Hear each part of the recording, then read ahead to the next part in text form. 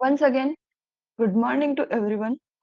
बघा, आपण 7 लेक्चर म्हणजे आपला लास्ट लेक्चरमध्ये आपला पॉइंट कुठपर्यंत आला होता, की आपला जो इरिगेशन चॅप्टर आहे तो आपण कंटिन्यू करत होतो. काय? इरिगेशन चॅप्टर आहे.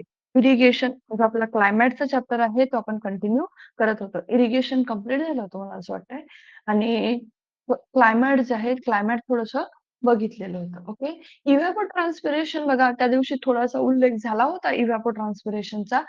तर आज आपण इव्हॅपोट्रान्सपिरेशन बद्दल पूर्ण जे आहे जाणून घेऊ.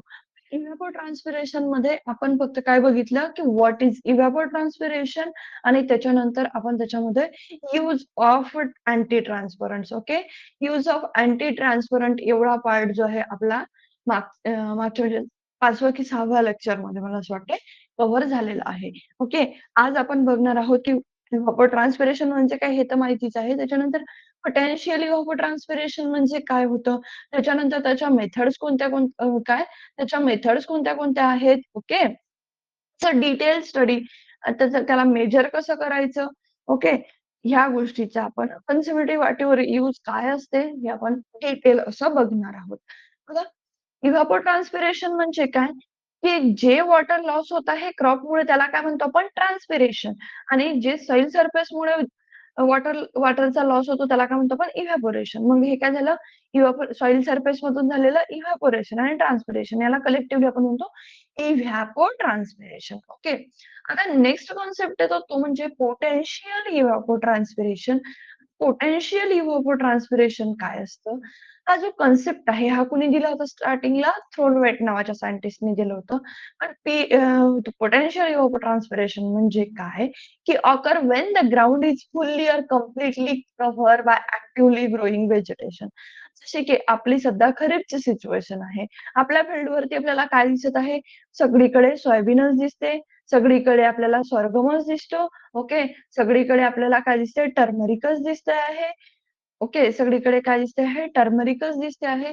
तर पोटेन्शियल इव्हॅपोट्रान्सपिरेशन म्हणजे काय? की कंप्लीटली कव्हर काय असते? ॲक्टिव्हली ग्रोइंग जे व्हेजिटेशन आहे आणि त्याच्यामध्ये no limitation of soil moisture. बघा जेवढं आता इरोजन रेझिस्टिंग जर क्रॉप असेल तर ते काय करते? सॉइल मॉइश्चरला कन्झर्व्ह करते.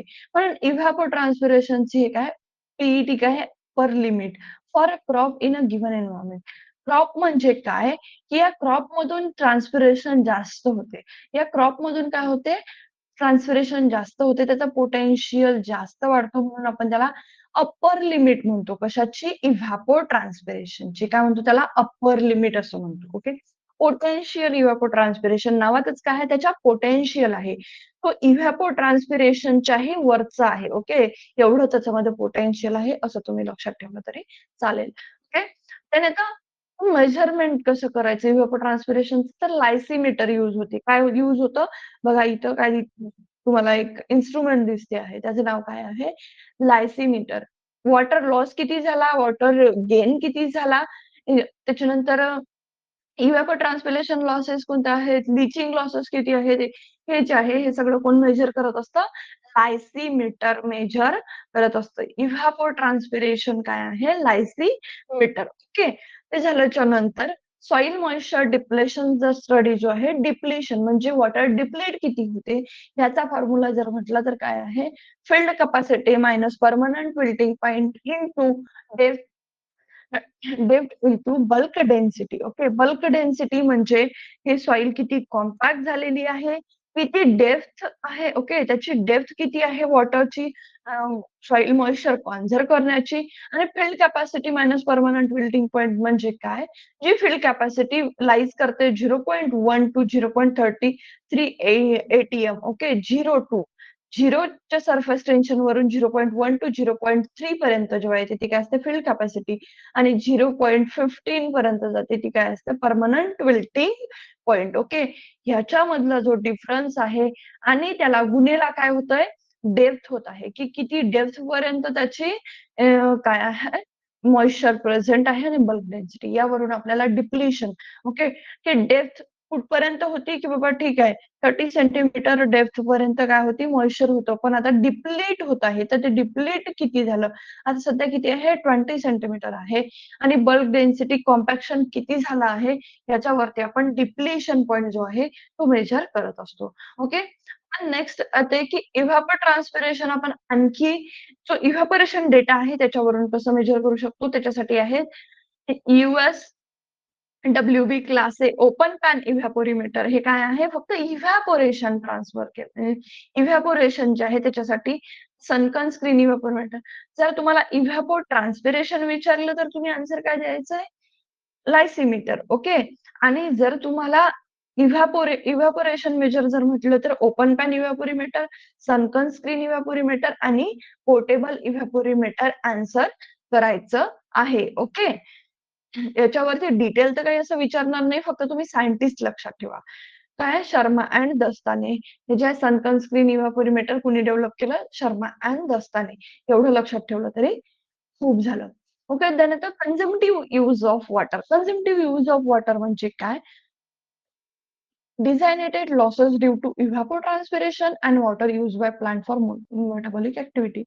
Consumptive use of water म्हणजे काय होतं की इव्हॅपोट्रान्सपिरेशन किती होत आहे इव्हॅपोट्रान्सपिरेशन माहितीये आणि दुसरं वॉटर यूज म्हणजे water use in metabolic activity ज्या मेटाबॉलिक ऍक्टिव्हिटी आहे जसं की ते प्रकाश संश्लेषणाचं काम करत असेल म्हणजे प्रकाश संश्लेषण म्हणजे आपण ज्याला काय म्हणतो फोटोसिंथेसिसचं काम करत असेल, म्हणजे काय फोटोसिंथेसिसचं काम करत असेल, तर त्याच्यामध्ये जे वॉटरच्या ज्या मेटाबॉलिक सॉरी आपल्या ज्या प्लांटच्या मेटाबॉलिक ऍक्टिव्हिटी आहे त्याच्यामध्ये यूज होणार वॉटर हे किती असते ओन्ली 1% आणि 99% वॉटर काय होते त्याचं काय होते बाष्पीभवन होते तो काय होते इव्हॅपोरेट होतो okay evaporate through plant surface आणि evaporate from soil surface okay त्याला आपण काय म्हणतो इव्हॅपो ट्रान्सपिरेशन आणि 1% वॉटर काय ते मेटाबॉलिक ऍक्टिव्हिटीसाठी यूज होत असते तर हे एकत्र कंबाईन करून आपण त्याला काय म्हणतो कन्झ्युमेटिव्ह यूज असं म्हणत असतो काय म्हणत असतो कन्झ्युमेटिव्ह यूज असं म्हणत असतो त्यानंतर की पोटेन्शियल इव्हॅपो ट्रान्सपिरेशन आहे पोटेन्शियल इव्हॅपो ट्रान्सपिरेशन म्हणजे काय की आपला जो पीईटी आहे हे काय आहे इव्हॅपो ट्रान्सपिरेशनची काय आहे पर लिमिट आहे ओके आणि इव्हॅपो ट्रान्सपिरेशन यांना इस्टिमेट कसं करायचं तर बघा याची मेथड आहे एक कोणती आहे पेनमान मेथड कोणती मेथड आहे पेनमान मेथड आहे जे की आपल्याला ऍक्युरेट इव्हॅपो ट्रान्सपिरेशन मेजर करून देते कारण काय की त्याच्यामध्ये सगळेच मेटेरोलॉजिकल पॅरामीटर इन्क्लूड असतात जसं की एअर टेम्परेचर असेल वेपर प्रेशर असेल सोलार रेडिएशन असेल वाइंड स्पीड असेल आणि ऍटमॉस्फिअरिक प्रेशर असेल हे सगळे जे आहे याच्यामध्ये इन्क्लूड असतात कशामध्ये पेनमान मेथड मध्ये ओके त्यानंतर water use efficiency next concept काय येतो की water use efficiency water use efficiency म्हणजे काय yield of marketable crop produce per unit of water used in evapotranspiration म्हणजे काय की जेवढं ड्राय मॅटर प्रोड्यूस करायला जेवढं वॉटर लागते की ड्राय मॅटर प्रोड्यूस करायला जेवढं वॉटर लागते तेवढं वॉटर म्हणजे काय त्याची वॉटर यूज इफिशियन्सी आपण चांगल्या कामासाठी जे वॉटर यूज केलं ज्याच्यामुळे आपल्याला काय मिळालं की सोयाबीनचे ग्रेन मिळाले ओके त्यानं व्हीटचे जे ग्रेन मिळाले त्याला आपण म्हणतो वॉटर यूज इफिशियन्सी त्याला काय म्हणतो वॉटर यूज इफिशियन्सी इल्ड पर ड्राय मॅटर प्रोड्यूस म्हणजे इल्ड किती झालं आणि ड्राय मॅटर किती प्रोड्यूस झालं जसं की वॅटसननी आपल्याला एक कॉन्सेप्ट दिला होता बघा बायोलॉजिकल इल्ड आणि इकॉनॉमिकल इल्ड इल्ड म्हणजे काय इकॉनॉमिकल इल्ड आणि ड्राय मॅटर म्हणजे काय की फक्त जो स्ट्रॉ आहे ओके तो स्ट्रॉ जो आहे तो याला आपण काय म्हणतो वॉटर यूज इफिशियन्सी असं म्हणतो वॉटर यूज इफिशियन्सी वर क्वेश्चन हा कशावरती येतो पर्टिक्युलर क्रॉपची जी आहे ती वॉटर यूज इफिशियन्सी आपल्याला आणि हा त्याचं आपलं एमसीआर मध्ये त्याचं जे युनिट आहे ते विचारलेलं आहे काय आहे kilogram per hectare millimetre okay kilogram पर हेक्टर ओके हे काय आहे त्याचं युनिट आहे त्यावरती क्वेश्चन आलेला आहे बघा तर काय विचारलं आहे वॉटर यूज इफिशियन्सी जी आहे ती मेजर क्रॉपचे क्वेश्चन इथून येतो तुम्ही याला स्टार मार्क केलं तरी चालेल ओके तर आता फिंगर मिलेट काय आहे आपल्याला सगळ्यांना माहिती आहे की रिजन मध्ये येणारा क्रॉप आहे. अरिड रिजन मध्ये येणारा क्रॉप आहे. याला पाणी कमी लागतं. का कमी लागतं? कारण वॉटर यूज एफिशियन्सी जास्त आहे. 13.4 आहे.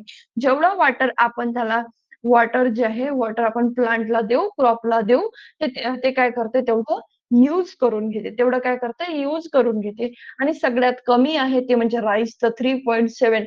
आपण जेवढं इरिगेशन देतो, तेवढं इरिगेशन ते स्वतःमध्ये आत्मसात करून घेत नाही, तेवढं ते पचवत नाही. म्हणजे त्याला खायला देतो, त्याला ते पचत नाही असं म्हटलं तरी चालते. ओके. व्हीटचं किती आहे? 12.6.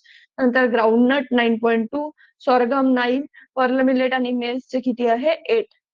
तुम्ही एक गोष्ट ऑब्झर्व्ह केली असेल, जे मिलेट्स आहेत, फिंगर मिलेट असेल, आपलं ग्रेट मिलेट म्हणजे सॉरगम असेल, पर्ल मिलेट असेल, मेज असेल, जे की काय होतात आपलं सिव्हिअर कंडिशन म्हणजे ड्राय फार्मिंगमध्ये, ड्रायलँड ॲग्रीकल्चरमध्ये आपण जे क्रॉप यूज करतो, त्याची वॉटर यूज एफिशियन्सी जास्त असते. ते वॉटर हायली यूज करू शकतोय.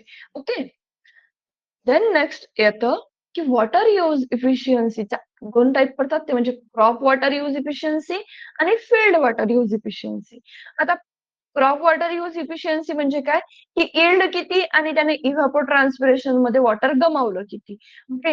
हे काय आहे? Water use efficiency of crop. आणि फील्ड वॉटर यूज एफिशियन्सी म्हणजे काय, की म्हणजे यूज किती झालं, टोटल अमाउंट ऑफ वॉटर जे आहे ते यूज किती झालं आणि WR म्हणजे काय, की वॉटरची रिक्वायरमेंट किती आहे. ओके.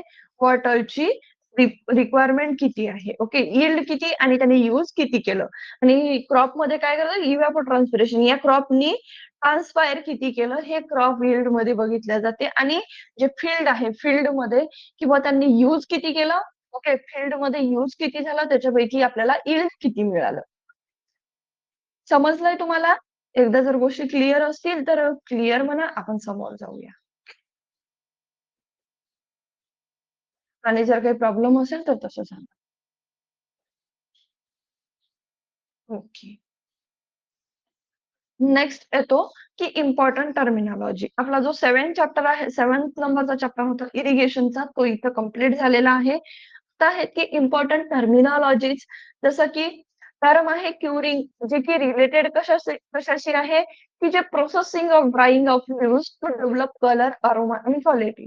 तर आपण प्लांट पार्ट कशाचा यूज करतो, लीव्हज कशाचे यूज करतो, टोबॅकोचे लीव्हज यूज होतात, ट्रीचे लीव्हज यूज होतात. ओनियन तुम्ही इग्नोर करा.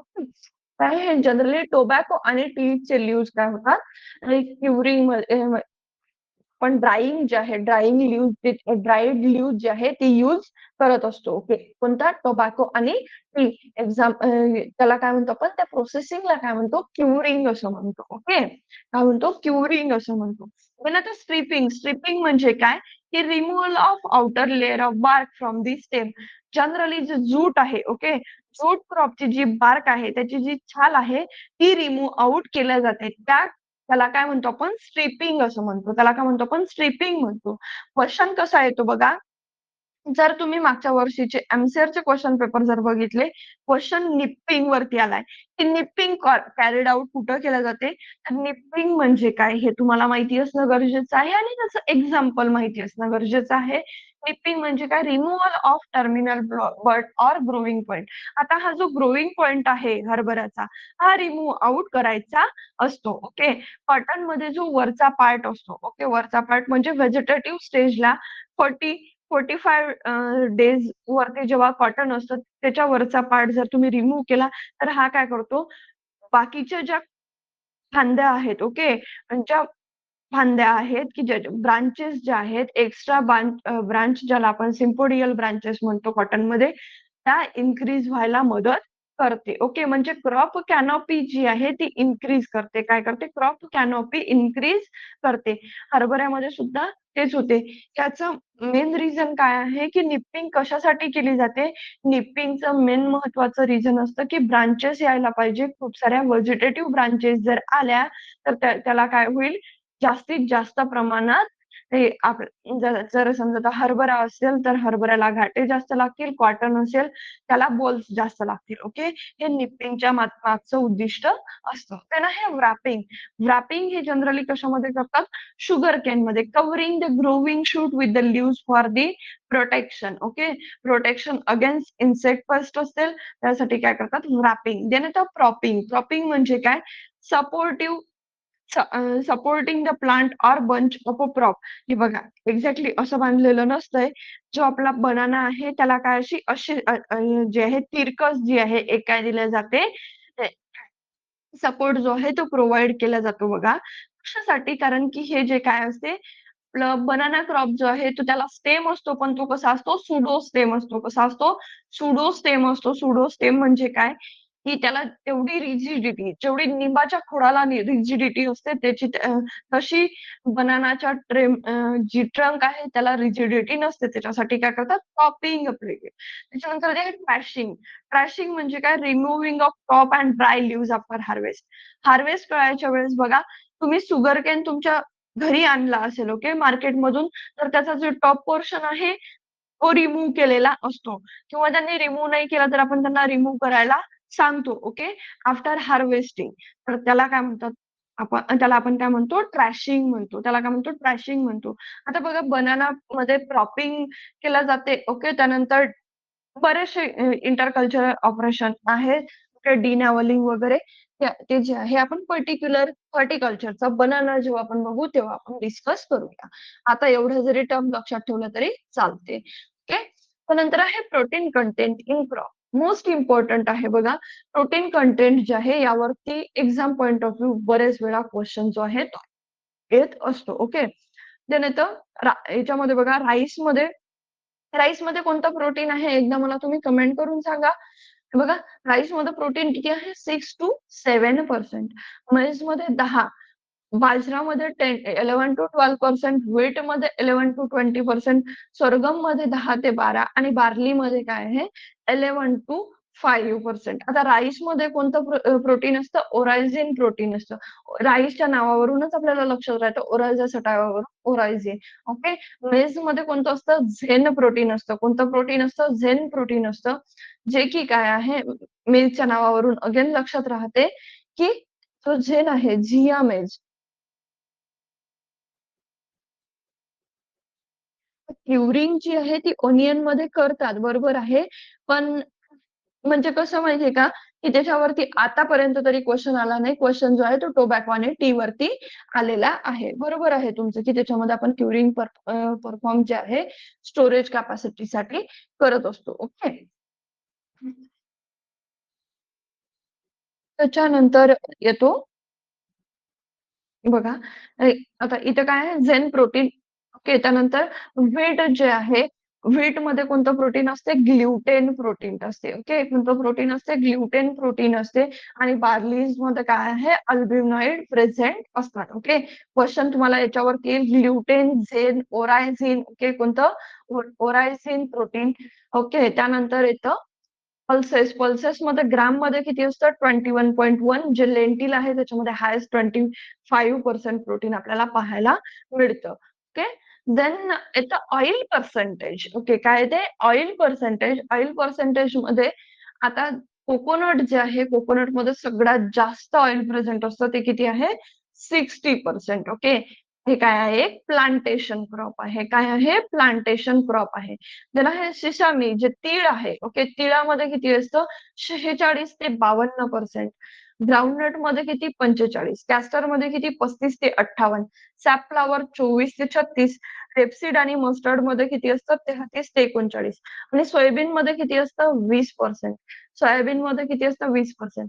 आता मला सांगा, आपण जनरली जे आपण यूज करतो खायसाठी तेल ते असतं सोयाबीन, आयदर सोयाबीन, मस्टर्ड और ग्राउंडनट. का आपण सिसामम तेलाकडे जात नाही? ओके. कारण त्याच्यामध्ये तर सगळ्यात जास्त कंटेंट आहे. का आपण कॅस्टर ऑइलकडे जात नाही? ओके. कॅस्टर कॅस्टर ऑइल हे जनरली कोणत्या कामासाठी यूज करतात आणि कुठे यूज करतात? Any idea?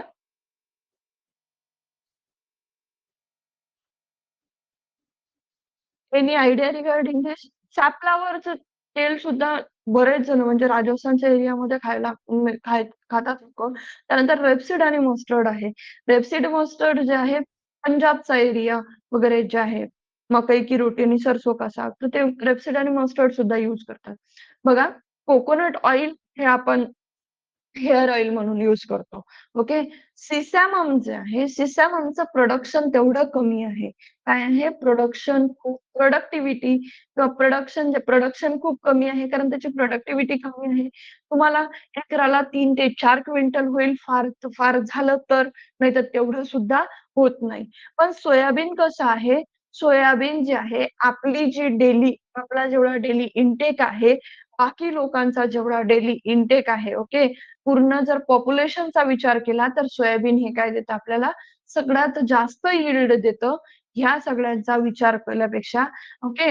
आणि काय आहे स्वस्त सुद्धा आहे. त्याच्यासाठी म्हणूनच आपल्याकडे जास्तीत जास्त काय आहे सोयाबीनचा वापर केला जातो. ओके. कॅस्टर जे आहे हे ह्यूमन कन्झम्पशनसाठी म्हणजे डेली कन्झम्पशनसाठी बेस्ट नाही आहे. काय आहे डेली कन्झम्पशनसाठी बेस्ट नाही आहे. हां, स्किन हेअरसाठी आपण कॅस्टर ऑइल यूज करतो. पण डेली कन्झम्पशनसाठी it is not good. Okay. आणि त्याच्यामध्ये अशा काही प्रॉपर्टीज आहेत, की जे इन्सेक्टिसाइडल ॲक्टिव्हिटी सुद्धा दाखवतात. ओके. आणि जे ग्राउंडनट आहे अगेन प्रॉब्लेम त्याचाच येतो. आता बघा सोयाबीन किती आहे? सोयाबीन जास्तीत जास्त झालं तर ₹50 किलो जातं आणि ग्राउंडनट जे आहे ते ₹240 केजी जातं. तर अगेन हे काय येतो, की पॉप्युलेशनची जी रिक्वायरमेंट आहे ती फुलफिल व्हायला पाहिजे म्हणून जनरली सोयाबीनचं तेल जे आहे ते यूज केलं जातं डेली इनटेकमध्ये. ओके. देन नेक्स्ट येतं क्लासिफिकेशन ऑफ क्रॉप. क्लासिफिकेशन जे आहे फॅमिलीज वरून त्याचं क्लासिफाय केलं आहे. फर्स्ट फॅमिली येते ग्रामिनी, ज्याच्यामध्ये काय येतात सगळे जेवढे सीरियल्स क्रॉप आहेत ते कशामध्ये येतात ग्रामिनीमध्ये.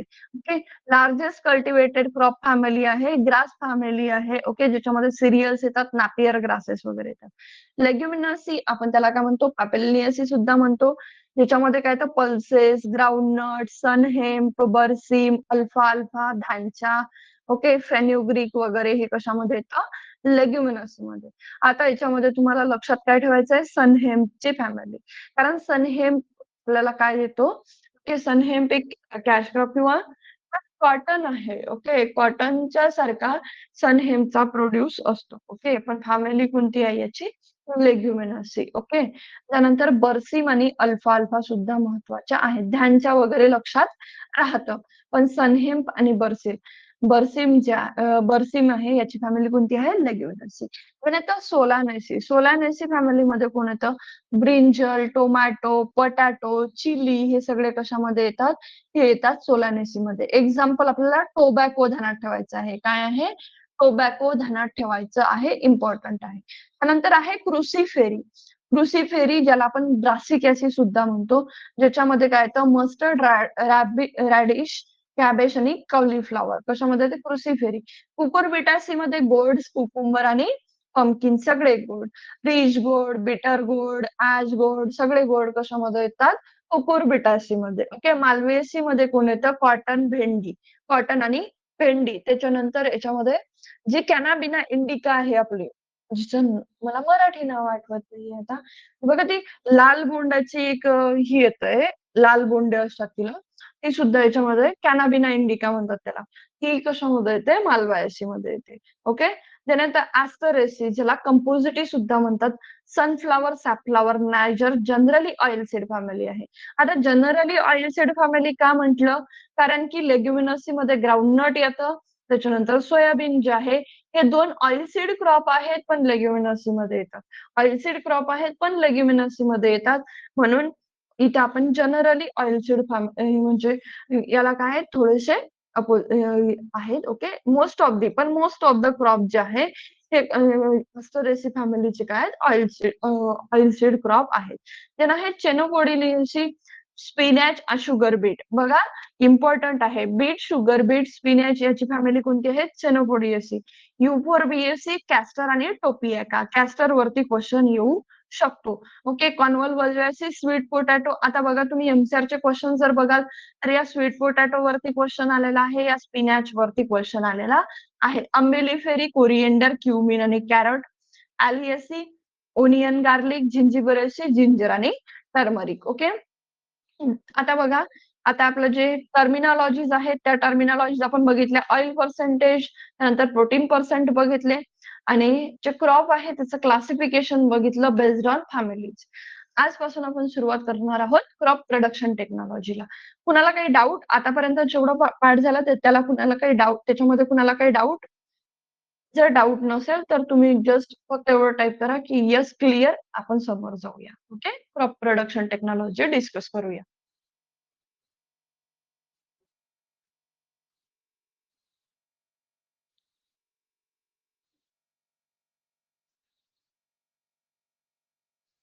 ओके. क्लिअर. क्लिअर म्हणताय सर्व, तर आपण क्रॉप प्रोडक्शन टेक्नॉलॉजी कडे वळूया. क्रॉप प्रोडक्शन टेक्नॉलॉजीमध्ये जे सगळ्यात मेन महत्वाचं स्टॅपल फ्रूट क्रॉप आहे. काय आहे? स्टॅपल क्रॉप आहे आपलं. 90% जे आहे कन्झम्पशन म्हणजे आपण जर समजा भारताचा विचार केला, ऑल ओव्हर वर्ल्डचा विचार केला, तर 60 to 90% जे आहे, किती 60 to 90% जनता कशावरती डिपेंड आहे? पाडीवरती डिपेंड आहे, राईस वरती डिपेंड आहे. त्याची प्रोडक्ट टेक्नॉलॉजी पासून आपण सुरुवात करूया. ओके. आता बघा, अ, पाडी जी आहे, पाडी किंवा आपण याला काय म्हणतो राईस, याचं नाव काय आहे? ओरायझा सटायवा. आता आपण फॅमिली तर आपण आताच बघितली काय आहे? ग्रामिनी. फॅमिली कोणती आहे? ग्रामिनी फॅमिली आहे आणि याचा क्रोमोझोम नंबर किती आहे? Twice n equal to 24. Okay. Twice n equal to 24 important आहे, लक्षात ठेवायचं आहे. प्रोटीन तर आपण आताच बघितलं काय आहे? ओरायझेलिन प्रोटीन. ओके. किती आहे? 6 to 7%. ओके. ओरायझिन प्रोटीन प्रेझेंट किती असतं? 6 to 7%. आता बघा, क्रॉप जे आहे हे काय वेट ट्रॉपिकल क्लायमेटमध्ये येते. कशामध्ये येते? वेट ट्रॉपिकल क्लायमेटमध्ये, also grown in humid sub tropic.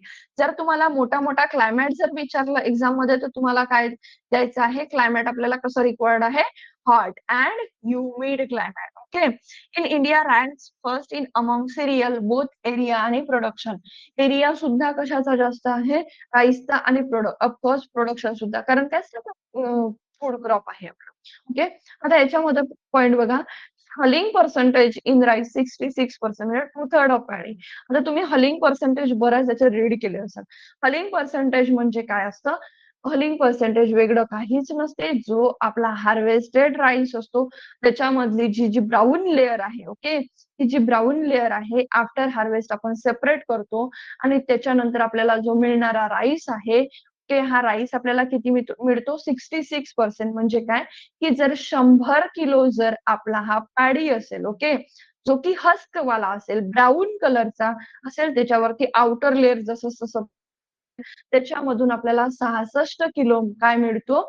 आपल्याला खाण्यायोग्य राईस जो आहे तो मिळत असतो. ओके. बाकीचे जे 34% आहेत, हे काय असते? याचा जे हस्क आहे, आउटर लेयर आपल्याला मिळत असते, ज्याला आपण स्ट्रॉ सुद्धा म्हणजे ड्राय मॅटर सुद्धा म्हणू शकतो. ओके. हलिंग पर्सेंटेज इम्पॉर्टंट आहे एक्झाम पॉइंट ऑफ व्ह्यू सुद्धा. किती आहे? 66%. ओके. तर नेक्स्ट आता एरिया डिस्ट्रिब्युशन ह्याच्यावरती करंट वरती क्वेश्चन जो आहे तो तुम्हाला वेगवेगळ्या एक्झाम मध्ये विचारू शकतात. ओके. बघा, एरियाचा विचार केला तर इंडियाचा रँक फर्स्ट आहे, सेकंड चायना आणि थर्ड काय तो इंडोनेशिया. ओके. थर्ड कोणता येतो? इंडोनेशिया. प्रोडक्शनचा जर विचार केला तर प्रोडक्शन मध्ये चायना आपल्यापेक्षा ग्रेटर आहे, इंडिया सेकंड आणि इंडोनेशिया ऍज युजल त्याच्या तिसऱ्या स्थानावर कायम आहे. ओके. त्यानंतर प्रोडक्टिव्हिटी. प्रोडक्टिव्हिटीचा जर विचार केला, इथं प्रोडक्शन जास्त येतं म्हणजे काय? की आपल्याला यील्ड मिळतं जास्त. ओके. यील्ड मिळतं, नो डाउट. पण याचा जो एरिया आहे हा सुद्धा काय असतो? खूप जास्त असतो. प्रोडक्टिव्हिटी ही ची जास्त आहे. कारण काय? की तिथं यील्ड जे आहे ते यील्ड तर येतच, पण कमी एरियामध्ये येतं. काय आहे?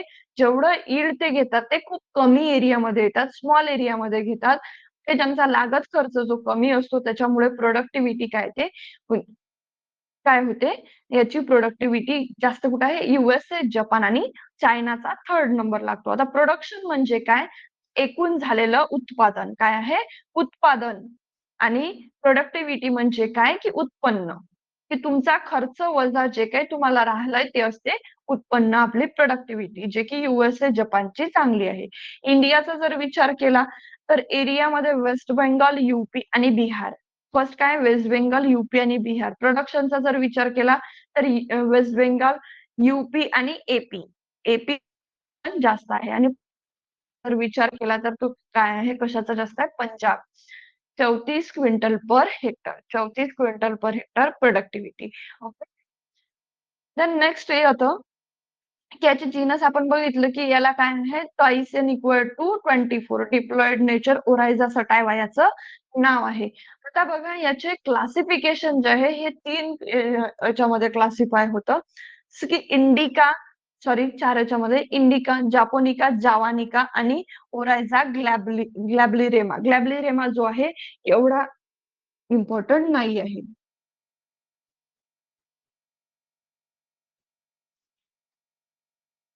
प्रोडक्शन.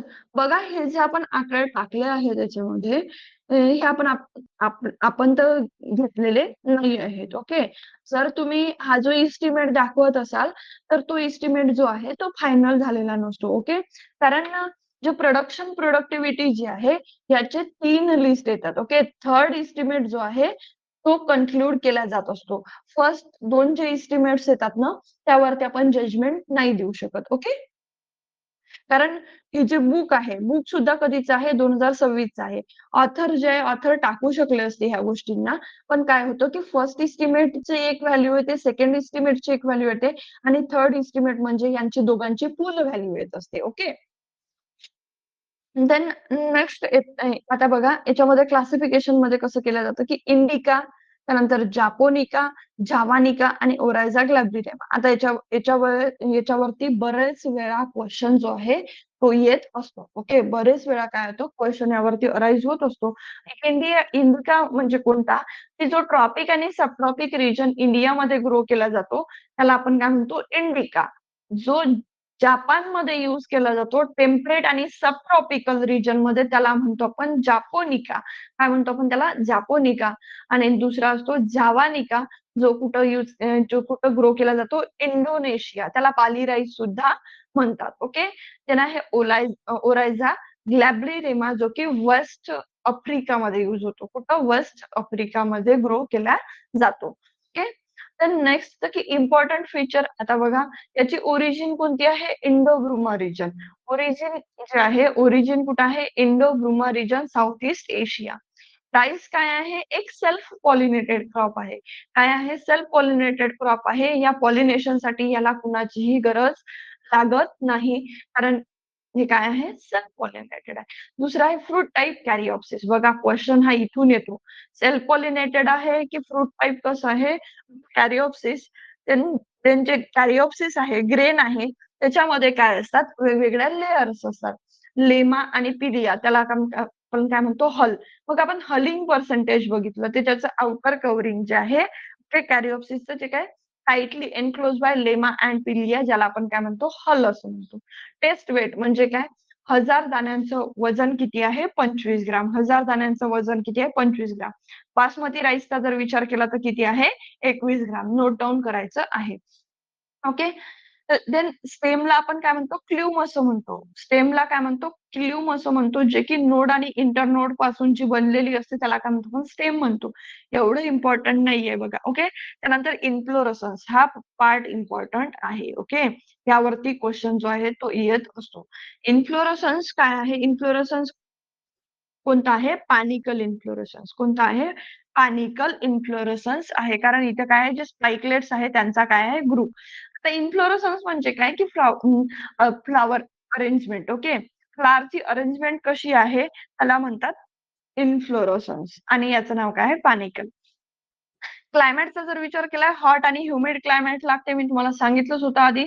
हे काय आहे? C3 प्लांट आहे आणि शॉर्ट डे प्लांट आहे. जे खरीप सीझनमध्ये येणारे आहेत ते जनरली काय असतात? शॉर्ट डे प्लांट असतात. आणि त्यांच्यामध्ये C3 सायकल प्रेझेंट असते. कार्बनची कोणती? C3 सायकल प्रेझेंट असते. ओके. कोणती C3 सायकल प्रेझेंट असते. सी थ्री आणि C4 प्लांट जे आहे हे आपण क्रॉप फिजिओलॉजीमध्ये बघणारच आहोत. ओके. आणि तुम्ही जर आपले आधीचे लेक्चर केले असेल तर त्याच्यामध्ये म्हणजे जे ऑब्जेक्टिव्हचे लेक्चर होते बघा YouTubeवरचे त्यावरती छान एक्सप्लेन मी केलेलं आहे, की क्रॅन्ज एनाटॉमी C4 मध्ये होते, C3 मध्ये काय होते, फर्स्ट प्रोडक्ट कोणता असतो, फर्स्ट स्टेबल कंपाउंड कोणता असतो. ओके. जे की exam point of view important आहे.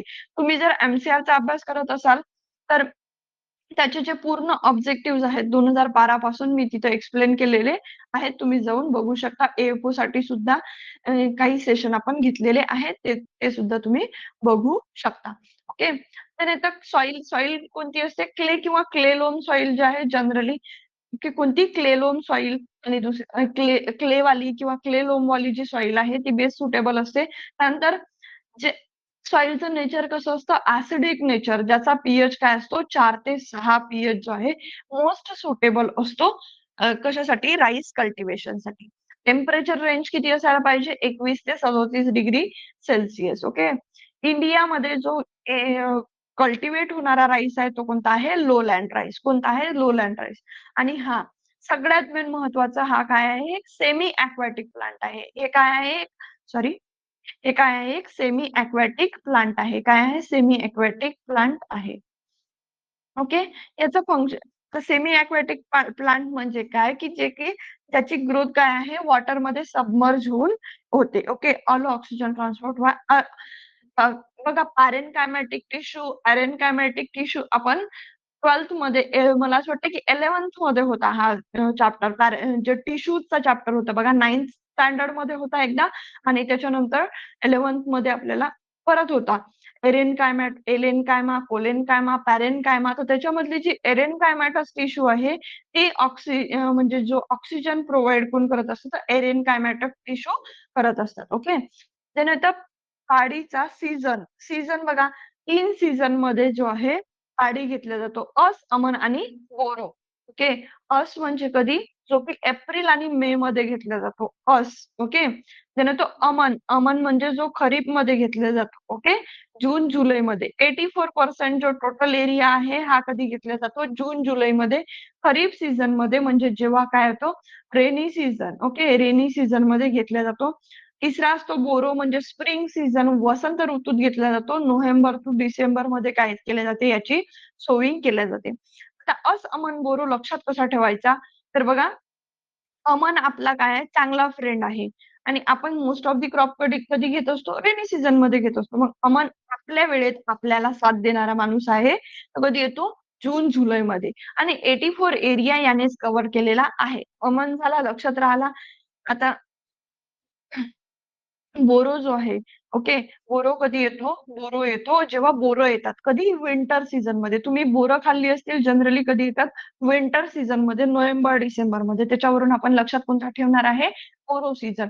बोरो लक्षात ठेवला, अमन लक्षात ठेवला म्हणजे अस आपोआप राहतो, की हा जून, जुलै एरियामध्ये येणार आहे. हा खरीपमध्ये येतो, हा रब्बीमध्ये येतो. जो उरलेला आहे तो कधी येईल? समर सीझनमध्ये येईल. ओके. कारण मी तुम्हाला पहिल्या लेक्चरपासून सांगत आहे, की आपल्याला अभ्यास कसा करायचा आहे? आपल्याला अभ्यास करायचा आहे smart study. Okay. Don't do ढोर मेहनत. सगळं आपल्याला पाठ करून वेळेवर काहीच आठवत नाही. तिथं जर समजा तुम्ही कोणत्याही एक्झामला गेला, तर तुम्ही तिथं एलिमिनेशन मेथड यूज करू शकता. एलिमिनेशन मेथडनी सुद्धा आपले आन्सर करेक्ट येतात. ओके. पण येतं पाडी, ओरायझा, सटायवा ओके त्याच्या डिफरंट व्हरायटीज. आता फर्स्ट डॉर्फ व्हरायटी कोणती आहे? TN1 कोणती आहे? TN1 जी की डेव्हलप झाली होती तैवानमध्ये. ही काय आहे? फर्स्ट डॉर्फ व्हरायटी आहे. दुसरं आहे की फर्स्ट हाय यील्डिंग डॉर्फ व्हरायटी. आता डॉर्फ तर आहे. डॉर्फ म्हणजे काय? बुटक्या जातीचे म्हणून की ते काय आहेत? बुटके आहेत. ओके. तर TN1 पहिली डॉर्फ व्हरायटी आहे. पहिली बुटकी आहे. आता पहिली हाय यील्डिंग बुटकी कोणती आहे? तर IR8. कोणती आहे? IR8 त्याचा क्रॉस आहे पेटा इंटू डिगीऊ जीन. कोणता? पेटा इंटू डिगीऊ ही जी आहे international rice research Manila Philippines येथे डेव्हलप केलेली व्हरायटी आहे. Okay. Deegeowoo gen literally means brown trip short leg. Okay. आणि सगळ्यात पहिले इंट्रोड्यूस केलेली व्हरायटी इंडियामध्ये कोणती आहे? ती आहे TN1. कोणती आहे? TN1. ओके. अगेन कोणती आहे? TN1च आहे. ओके.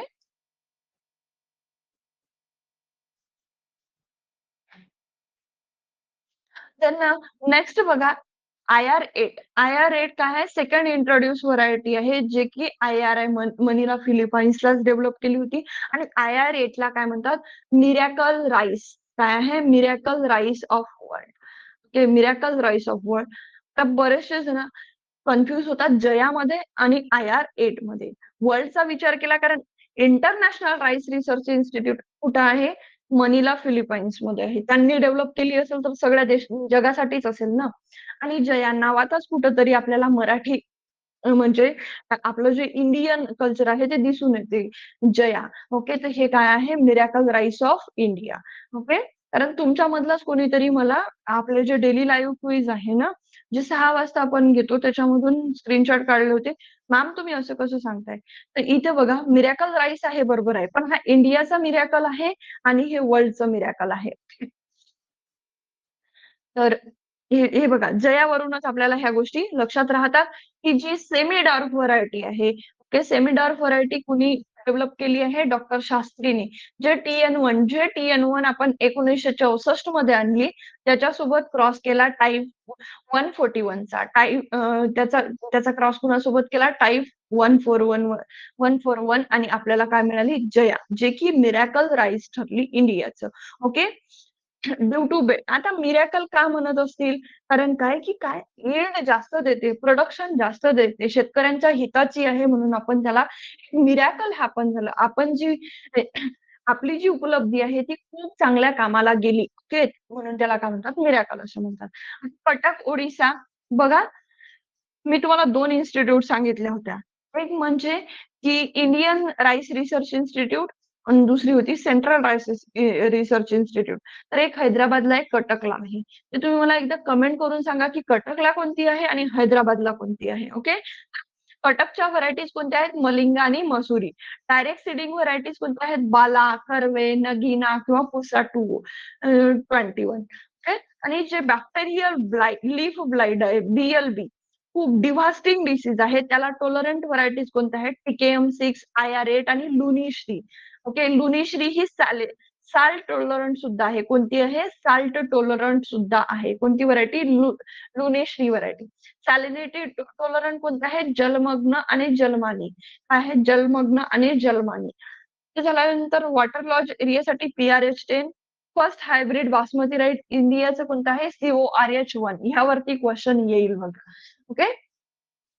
आता जे फर्स्ट हायब्रिड आहे जे IRI Indian agriculture research institute IRI ने डेव्हलप केलेले आहेत. कोणत्या आहेत? नॉरिन 8, नॉरिन 18, पुसा 21 त्याच्यानंतर जे आहे बासमती 370, पंकज IR20. ओके. याच्यामधली तुम्हाला IR20 हे तर लक्षात राहील. त्याच्यानंतर पुसा 370 लक्षात राहिली तर ठेवा, नाही तर एवढी काही इम्पॉर्टंट नाही. CORH महत्वाची आहे. ओके. पुसा बासमती 1 जी आहे, ही वर्ल्ड मधली फर्स्ट हाय यील्डिंग बुटकी व्हरायटी आहे. डॉर्क व्हरायटी बघा, डॉर्क म्हटलं ना लक्षात नाही राहत. तुम्ही बुटकी म्हणा तुमच्या लक्षात राहते. Develop by IARI through convergent breeding. कोणत्या ब्रीडिंगने झाली आहे? कन्व्हर्जंट ब्रीडिंगनी. ओके. आणि जिनोमेटिडेट बघा जे DR धान 100 आहे. ओके. DST राईस 1 आहे. ह्याच्यासाठी त्या सायंटिस्टला काय झालेलं आहे? यावेळेसचा अवॉर्ड सुद्धा मिळालेला आहे. ओके. तुम्ही जर बघितलं असेल तर. हां, इंडियन म्हटलं तर हैदराबादला आहे. बरोबर आहे तुमचं आणि सेंट्रल जर म्हटलं तर कर्नाटकला आहे. Okay, nice trick ma'am. Thank you. तर आहे अदर व्हरायटीज पद्मा, पंकज, रत्ना. बघा रत्ना इम्पॉर्टंट आहे. कारण रत्ना काय आहे? रत्नामध्ये आपण कन्फ्यूज होतो. ही रत्ना ही मँगोमध्ये सुद्धा आहे आणि राईसमध्ये सुद्धा आहे. देन आहे चंबळ, सीता, साबरमती. आणखी तुम्ही जर मराठी याच्या जर आपले म्हणजे महाराष्ट्राच्या एक्झाम देत असाल ना, तर याच्यामध्ये मंडलिका सुद्धा इम्पॉर्टंट आहे. कोणती? मंडलिका, सावित्री वगैरे. ते ज्या की आपल्या याच्यामध्ये यूज केल्या जातात कोकण रिजनमध्ये. ओके. देन येतो त्याचा सीड रेट आणि फर्टिलायझर मॅनेजमेंट कसं करायचं? सगळ्यात मेन महत्वाचं काय की सीड रेट. आता आपण क्रॉप प्रोडक्शन टेक्नॉलॉजी पाहत आहोत म्हणजे सगळ्या गोष्टी आपल्या याच्यामध्ये कव्हर व्हायला पाहिजे. सीड रेट किती आहे? ब्रॉडकास्टिंग केली. ब्रॉडकास्टिंग म्हणजे काय? बगलान फेकून दिलं. किती आहे? 100 केजी पर हेक्टर. तेच आपण जर drilling with the help of drill आपण त्याच्यामध्ये जर एक plant to plant distance, row to row distance जर मेंटेन करत आहोत, तर किती आहे? 60 केजी पर हेक्टर. आता बघा ब्रॉडकास्टिंग याच्यामध्ये प्लांट टू प्लांट म्हणजे बघा हे काय असतं आपल्या रोज आहेत. एक पर्टिक्युलर रो आहे. ओके.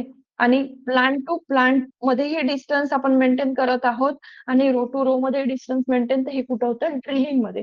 ब्रॉडकास्टिंगमध्ये ह्या गोष्टी होतील का? आणि फेकून दिलं त्याच्यामध्ये कुठं प्लांटमध्ये आणि प्लांटमध्ये, रो मध्ये एक डिस्टन्स मेंटेन केला जाईल का? मुळीच नाही. ते कुठं पॉसिबल होतं ड्रिलिंगमध्ये. म्हणूनच त्याचा सीड रेट काय आहे? कमी आहे. किती आहे? 60 केजी पर हेक्टर. आणि हायब्रिड राईस जर आपण यूज करत असू तर 15 किलो पर हेक्टर आपल्याला राईस जो आहे हा कल्टिव्हेशन सोइंगसाठी लागत असतो. बॅपॉग मेथड जर यूज केली तर 1.5 to 3 KG metre square. Okay. एवढंच आणि रो टू रो हां. आता बघा स्पेसिंग महत्वाची आहे. स्पेसिंग किती आहे? Row to row 20. 2 रोच्या मधातलं अंतर किती आहे? 20 सेंटीमीटर आणि प्लांटचं अंतर किती ठेवावं लागते? 10 सेंटीमीटर. 20/10 असं लक्षात ठेवलं तरी चालते. ओके. आता बघा तुम्ही इथं डॅपॉग मेथड बघितली असेल. डॅपॉग मेथड काय आपण बघूया. डॅपॉग मेथड जे ही राईस कल्टिव्हेशनची जनरली हे नर्सरीमध्ये जे आहे प्लांट बनवत असतात आणि त्याच्यानंतर ट्रान्सप्लांट करत असतात. जे जनरली आपण व्हेजिटेबल्समध्ये बघतो. व्हेजिटेबलमध्ये काय की आपण एक पर्टिक्युलर एरिया घेतो.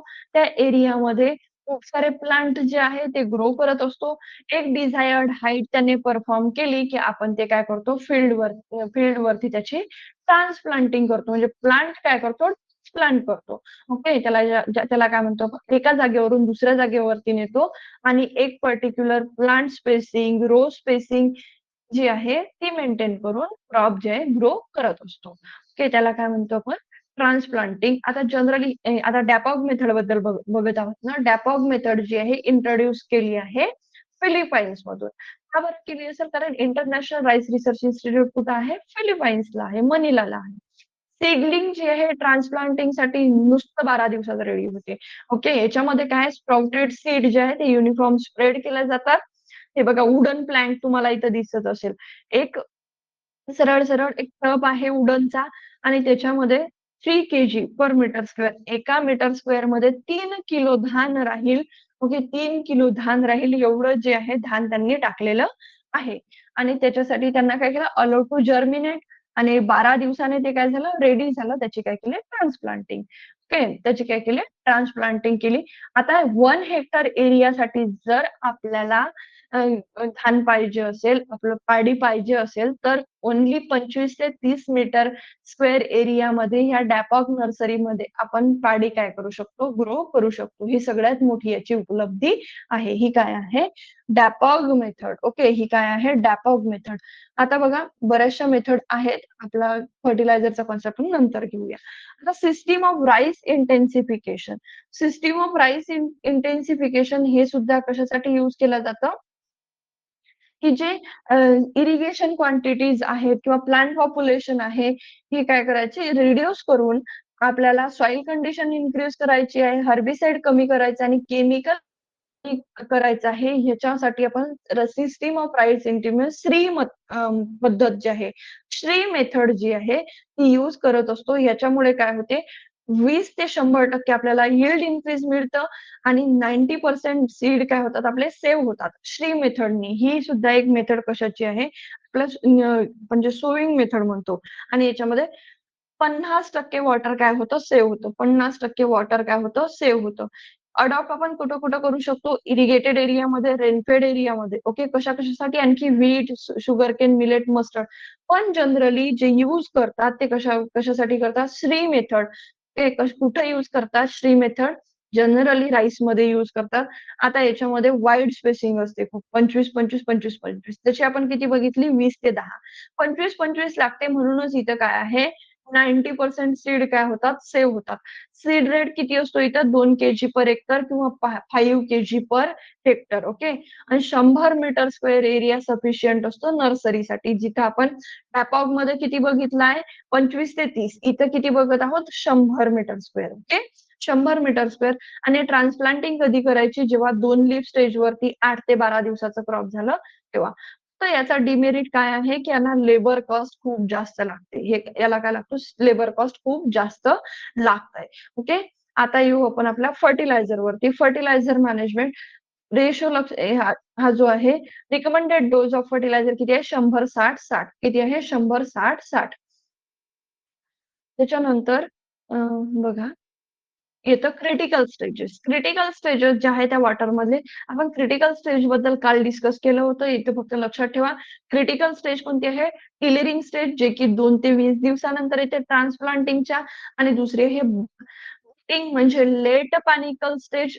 पॅनिकल जे आहे पॅनिकल बनल्यानंतर जी लास्ट स्टेज येते ओके त्याला काय म्हणतात मोस्ट क्रिटिकल स्टेज आहे वॉटर रिक्वायरमेंटसाठी. ओके. वॉटर या क्रिटिकल स्टेज म्हणजे काय तिथं वॉटर रिक्वायरमेंट हाय पीक पिरियड की इथं आपल्याला वॉटर एनी हाऊ अप्लाय करावंच लागतं. ओके. इरिगेशन द्यावंच लागतं ती कोणती आहे बुटिंग किंवा लेट पॅनिकल इनिशिएशन. पॅनिकल काय झाले इनिशिएट झाले त्याच्यानंतरची स्टेज. ओके. लेट पॅनिकल इनिशिएशन जेव्हा काय होतात ते फ्रूट मॅच्युअर व्हायला सुरुवात होऊन जाते. Okay. Late panicle stage. Inflorescence जो आहे आपला पॅनिकल तो लेट म्हणजे जिथे काय फ्रूटची डेव्हलपमेंट व्हायला सुरुवात होते. ही मोस्ट क्रिटिकल स्टेज आहे बघा. त्यानंतर न्यूट्रिएंट मॅनेजमेंट. न्यूट्रिएंट मॅनेजमेंटमध्ये आता फर्टिलायझर तर बघितलं 10-60-60 काय आहे त्याचा रिकमेंडेड डोस ऑफ फर्टिलायझर. आता नायट्रोजन आहे एन-पी-के. एन-पी-के किती लागलं 100-60-60 बरोबर आहे. पण आपण नायट्रोजनचा सोर्स कोणता बघतो? युरिया. ओके. काय बघतो? युरिया. पण इथं काय होते ऑक्सिडाइज आणि रिड्यूस झोन असतात. कोणते झोन असतात? ऑक्सिडाइज झोन असतात, रिड्यूस झोन असतात. तर ह्याच्यामध्ये जे आहे नायट्रेट फर्टिलायझर जे आहे अव्हॉइड केल्या जातात. कारण काय की याच्यामध्ये लिचिंग लॉस जे आहे खूप जास्त प्रमाणात होतात. डिनायट्रिफिकेशन खूप जास्त प्रमाणात होते. लिचिंग लॉस म्हणजे काय की ते लीच आउट, रिमूव्ह आउट होतात. ओके. फील्डमधून ओके डीपर लेअर मध्ये जाऊन बसतात. जे की आपल्या क्रॉपसाठी काहीच इम्पॉर्टंट नसतात. लिचिंग लॉसेस होतात किंवा डिनायट्रिफिकेशन होतं. त्याच्यामुळे नायट्रेट फर्टिलायझर युज होत नाही. तर इथं फर्टिलायझर कोणतं होतं? अमोनिकल फर्टिलायझर युज होतो. काय होतं? अमोनिकल फर्टिलायझर युज होतं. आता ह्याच्यामध्ये 2 झोन तयार होतात. एक ऑक्सिडाइज झोन आणि दुसरा होतो रिड्यूस झोन. ओके. ऑक्सिडाइज. आता जो ऑक्सिडाइज झोन आहे हा कुठं तयार होतो? सॉइलचा 1 ते 10 चा वरचा थर आहे. ज्याच्यामध्ये ऑक्सिजन आहे त्याला काय म्हणतो आपण ऑक्सिडाइज्ड झोन. जो रिड्यूस झोन जिथं ऑक्सिजन फ्री एन्व्हायर्नमेंट असते त्याला काय म्हणतो आपण रिड्यूस झोन. तिथं आपल्याला डीप प्लेसमेंट करायचं असते रिड्यूस झोनमध्ये. ओके. रिड्यूस झोनमध्ये काय नाही तर ते याच्यासोबत ऑक्सिडायझेशन करेल आणि ती रिएक्शन दुसरीच होईल. अमोनिया काय होईल रिएक्ट होईल ऑक्सिजन सोबत. ओके. त्यासाठी आपल्याला हे कुठे यूज करायचं आहे रिड्यूस झोनमध्ये अप्लाय करायचं आहे आणि कोणतं अमोनिकल फर्टिलायझर. ओके. काय करायचं आहे डीप प्लेसमेंट कोणत्या झोनला रिड्यूस झोनला. ओके. देन हे nitrate fertiliser must be use in low land. they should be incorporated in oxidized zone only. जर यूज करायचं आहे तर ते आपल्याला नायट्रेट फर्टिलायझर जनरली अवॉइड करतात. तुम्ही याच्याकडे लक्षच नका देऊ कारण की कन्फ्युज होईल. कोणते यूज करतात? Ammoniacal fertiliser. आणि नायट्रोजन यूज इफिशियन्सी किती आहे? 30 ते 40%. 30 ते 40% म्हणजे काय जेवढा नायट्रोजन आपण देतो. समजा आता किती आहे 100-60-60 आपला रिकमेंडेड डोस आहे. बरोबर आहे. 100 केजी आपण दिलंही होय त्याच्यामधलं किती यूज होते फक्त 30 ते 40 किलोच यूज होते.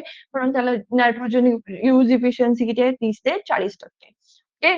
देन नेक्स्ट आहे बायोलॉजिकल नायट्रोजन फिक्सेशन. काय आहे biological nitrogen fixation in rice म्हणजे काय की जी नायट्रोजनची रिक्वायरमेंट आहे ही रिक्वायरमेंट पूर्ण 25 ते 30% रिड्यूस होते. जर आपण त्याच्यामध्ये बीजीए ब्लू ग्रीन अल्गा जर अप्लाय केला. आता आपल्याला माहिती आहे की स्टॅग्नेट वॉटरमध्ये सेमी अक्वाटिक प्लांट आहे हे. स्टॅग्नेट वॉटरमध्येच राईस छान होतो. तर मग हे जे आहे हे जे वॉटर आहे, ह्या वॉटरवरती आपण एक लेयर जर BGAची टाकली, BGAची म्हणजे काय ब्लू ग्रीन अल्गीची टाकली, तर ह्याच्यामुळे आपल्याला आपलं जे पॅडी फील्ड आहे त्याला नायट्रोजनही प्रोव्हाईड होईल आणि वॉटर इव्हॅपोरेशन कमी होईल. त्यावेळी वॉटर इव्हॅपोरेशन कमी होईल. म्हणजे एकाच ह्याच्यामध्ये एका तीरमधून आपल्याला 2 निशाण साधता येतील. ओके. BGA हे काय आहे? एक free living photosynthetic micro organism आहे. जो की कॉलोनाइज होतो फ्लडेड पाणी सिल्ड वरती आणि ऍटमॉस्फेरिक नायट्रोजन फिक्स करून आपली सॉइल फर्टिलिटी काय करत असतो इन्क्रीज करत असतो. कशाची? आपल्या पॅडी फील्डची. एक्झाम्पल कोणते आहे? नॉस्टॉक, अनाबिएना आणि ऑस्ट्रेलिया. ऑसिलाटोरिया. तर याच्यामध्ये जे नॉस्टॉक आणि अनाबिना आहे हे जनरली युज होतात. ओके. कोणते? नॉस्टॉक आणि अनाबिना. देन येतं अझोला. अझोला म्हणजे वॉटर फन. अझोला हे सुद्धा काय आहे? BGA, अनाबिना अझोला. ओके. अझोला नाव तुम्ही ऐकलं असेल आणि तुम्हाला पॅथॉलॉजीचं जर मॉड्यूल असेल तर त्याच्यामध्ये या गोष्टी अझोला प्रोडक्शन तुम्ही केलंही असेल. अनाबिना अझोला. मी तुम्हाला काय म्हटलं? नॉस्टॉक किंवा अनाबिना यूज होते. अनाबिना जो आहे ज्याला आपण काय म्हणतो? अझोला म्हणतो. Water fern. ओके. हा काय करतो? नायट्रोजन फिक्स करतो ऍटमॉस्फिअर मधला आणि सॉइल मध्ये इन्कॉर्पोरेट करतो ज्याच्यामुळे काय होते? त्याच्यामुळे काय होतंय, की आपली जी पॅडी आहे, आपलं जे राईस आहे त्यांना नायट्रोजन मिळून जातो.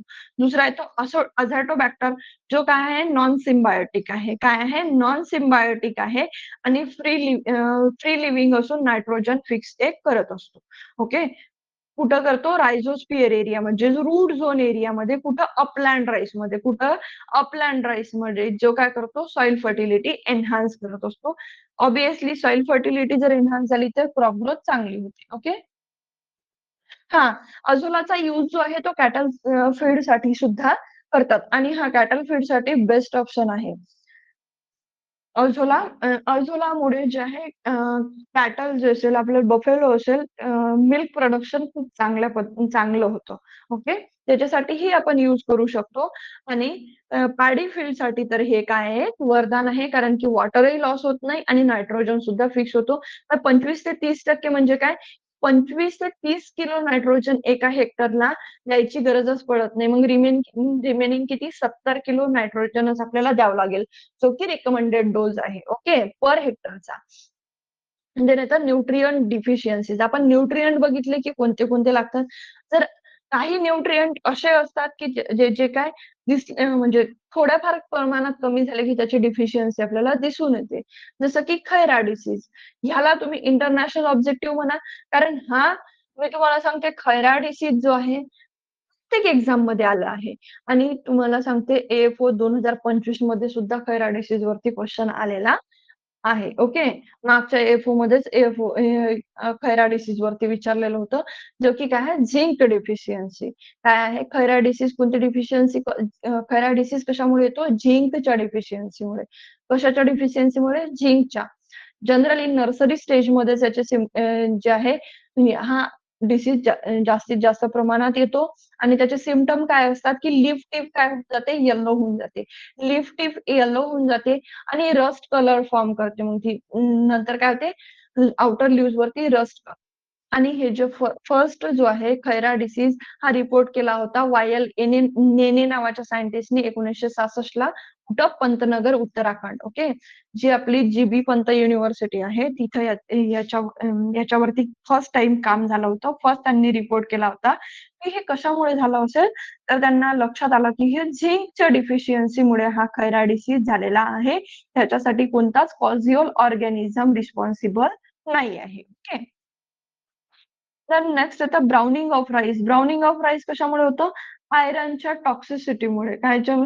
जे आपलं फेरस कंटेंट आहे ते जर एक्स्ट्रा झालं, ओके.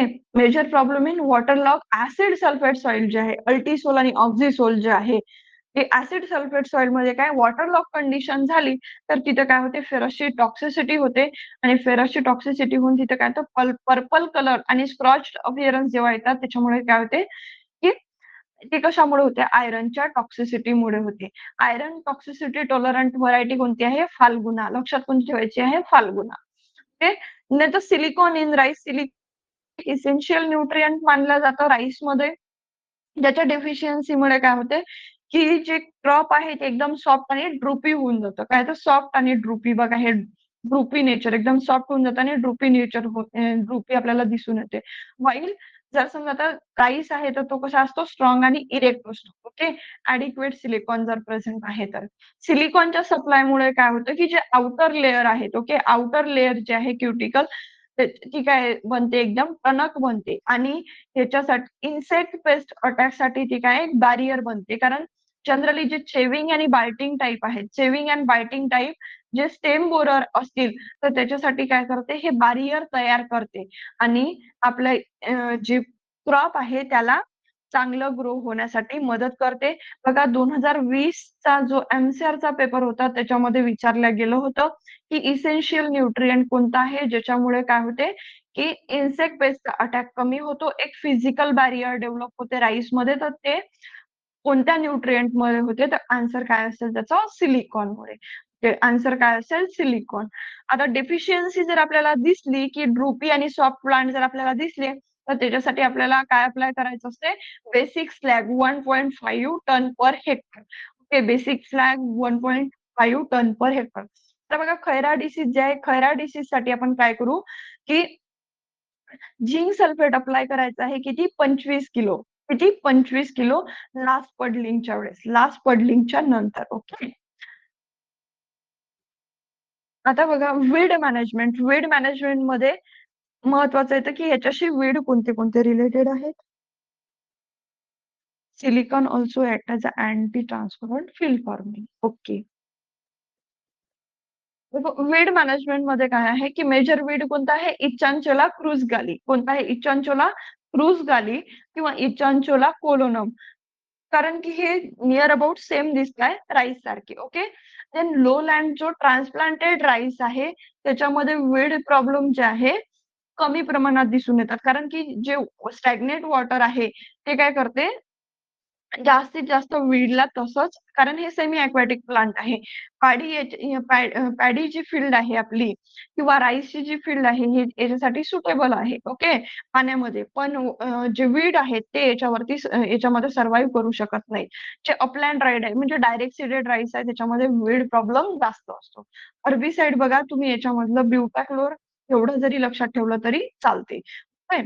देन नेक्स्ट येतं पाडी, बुशनिंग आणि पडलिंग. इंटरकल्चरल ऑपरेशन्स जे आहेत, ते कोणते कॅरिड आउट केल्या जातात पाडी फील्डमध्ये. कोणते कॅरिड आउट केले जातात? सॉरी.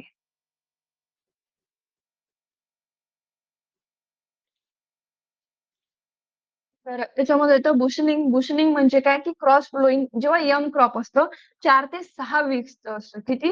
4 ते 6 वीकचं असतं. आफ्टर सोइंग तिथे काय लाईट आपला जो कंट्री फ्लो आहे. हे बघा हा जो कंट्री फ्लो आहे, त्या कंट्री फ्लोनी काय केलं जातं, फ्लोइंग केलं जाते 5 ते 10 सेंटीमीटर स्टँडिंग वॉटरमध्ये. किती? 5 ते 10 सेंटीमीटर स्टँडिंग वॉटरमध्ये एकदा किंवा दोनदा त्याला काय म्हणतात बेशनिंग असं म्हणतात. त्याला काय म्हणतात बेशनिंग असं म्हणतात.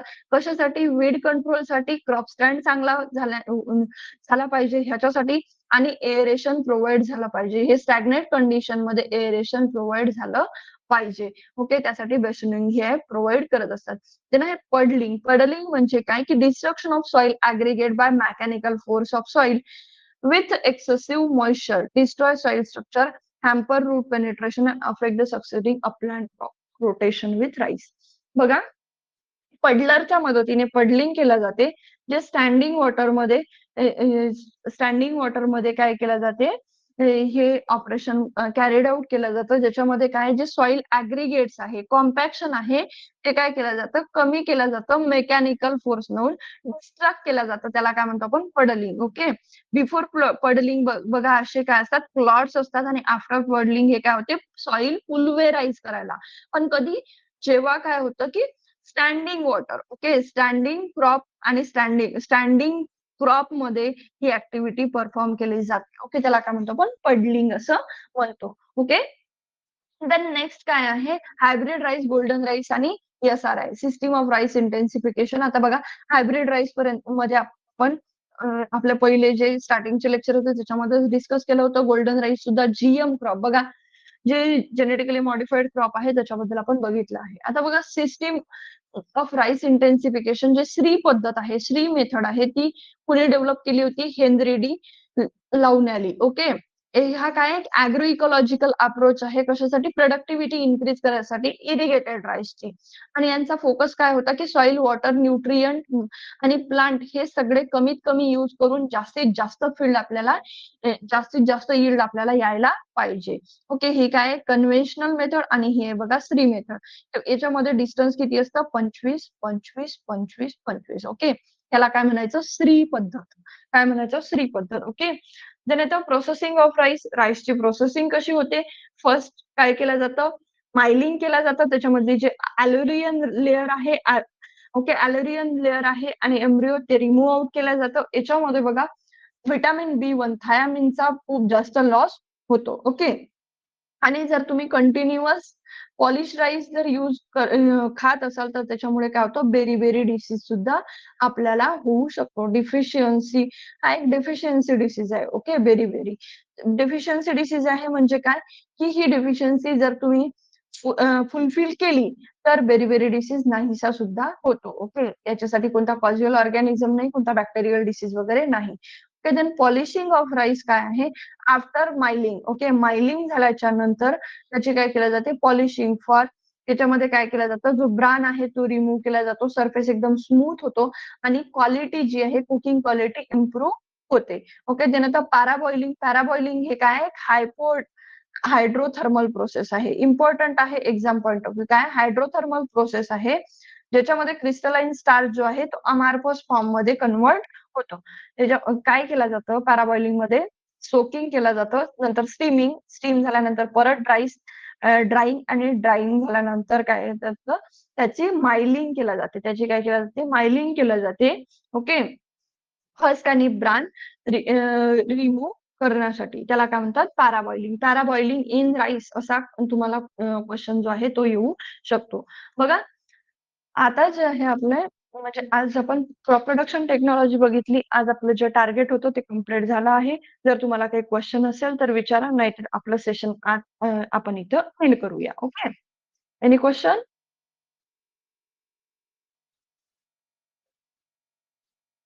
क्वेशन आहे कुणाला? ओके. All clear? तर थँक यू सो मच. आपण इथंच एंड करूया.